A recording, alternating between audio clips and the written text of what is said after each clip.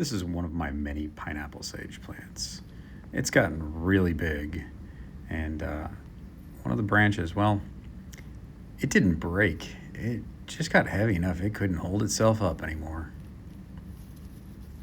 Turns out it didn't just get comfortable when I went to move it.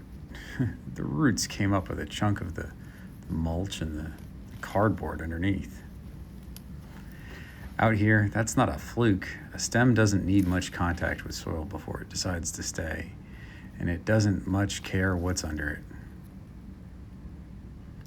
Vigor like this can be a good problem to have, but also eventually it can just be a problem.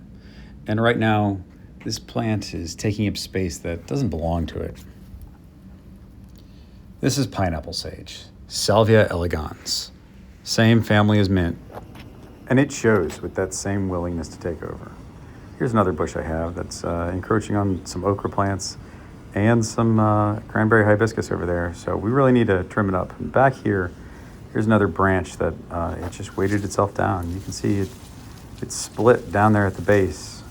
Don't worry, that's not gonna harm anything. But you can see these stems, they've got just roots growing up and down the stem, ready to plunge into the ground the first chance that they get to touch it. So we want to go ahead and pull this one out of here before it roots and forms another plant. So we'll get to pruning. It doesn't spread underground the way running mints do. No rhizomes traveling under the bed. What it does instead is exactly what that branch has been doing. Any stem that stays in contact with the soil long enough roots right where it lands. That's the vigor we're managing today. Not a plant escaping the bed, just one that doesn't know when to stop growing up and out. If you crush a leaf of this plant, it smells almost exactly like a mix of fresh pineapple and tutti frutti. That's the whole reason for the name, and it's not subtle.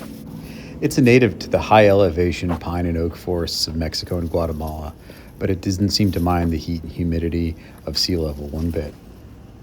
Which is exactly why it needs a good pruning like this every so often. That one looks good, so let's move on to this first one that we looked at. It comes into its own in the autumn, when it throws up large spikes containing bright scarlet tubular flowers, right when other sources of nectar are starting to dry up. This is one of the better late season stops for hummingbirds that this garden has. These late blooms, well, the plant is reading the nights, not the calendar. Once the nights start lengthening past a certain point, this plant shifts into flower production. If you prune it too late into the summer, you're cutting off the wood that would have carried that bloom. Prune it now, shortly after the solstice, and there should be enough season left for new growth to mature before that shift happens. This will vary based off of your latitude, so be careful, but with this vigor, it needs to be cut back. As we take a look at this specimen in my backyard that's really gotten overgrown and is really shading out all my onions now, we'll just have to note that this isn't a once-a-year job the way some pruning is. This plant grows fast enough here that staying ahead of it is more upkeep than event. A pass every so often keeps it from making these decisions for me. Cut just above a node on an angle, that's it. This isn't a plant that needs finesse. The leaves and the flowers are both edible. They're great for a tea, a garnish, adding a note in a cocktail, or putting into a marinade. But those are topics for another channel.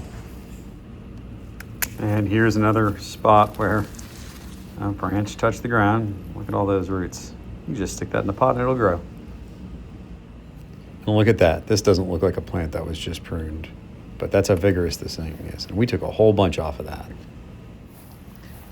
I've got 3 more of these things doing double duty over in the circle where the white sapote is growing.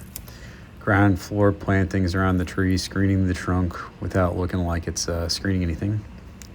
All 3 started as cuttings from one of my other plants. This one here and one other are really going through some aphid pressure from when they went in the ground. But this one over here, this one pulled ahead of the other 2. Even though it gets the same treatment as everything else, vigor, not a problem. So we'll go ahead and give that a little bit of a trim. The vast majority of these cuttings are just going to go into the compost, but some of them will be coming with me because, as we've noted, pineapple sage roots easily. So that pile of cuttings on the ground, it isn't waste, it's an invitation. So I'll just take my cuttings over here and, oh, well, that's a bit bigger than the compost. Maybe I need to cut them up. An overgrown herb reads like a plant that nobody's watching. A pruned and shaped one reads like a bed someone designed on purpose. Same plant, same soil, the only difference is whether it looks intentional. That's most of what hit it well comes down to. Not what you grow, but whether it looks like you meant to. If you want the reasoning behind which plants pulled that off, that's what the book's for. Link in the description. Now, doesn't that look better? Thanks for watching. Bye.